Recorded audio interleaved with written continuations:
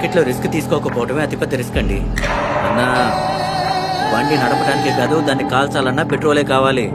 చిన్నప్పుడు శాంతిలాల్ మేత నీ జాతకం చూపెట్టినప్పుడు ఏం చెప్పారు తెలుసా? నీ ధనరేఖ మీద శని ప్రభావం చాలా ఎక్కువగా ఉందని చెప్పారు.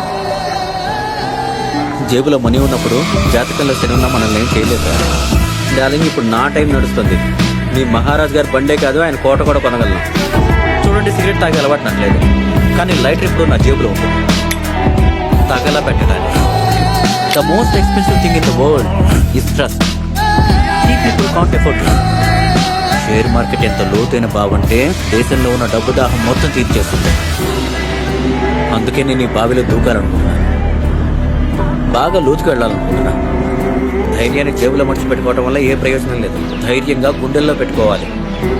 ఓల్డ్ స్కూల్ అయినా న్యూ స్కూల్ అయినా అందరి సిలబస్లోనూ ఒక సబ్జెక్ట్ కామన్ ఉంటుంది, ప్రాఫిట్. అదే నా ఫేవరెట్ సబ్జెక్ట్.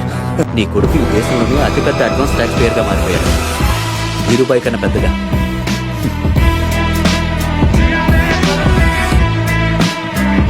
న్యూస్ పేపర్ వాళ్ళేమో బిగ్ బుల్ అంటున్నారు.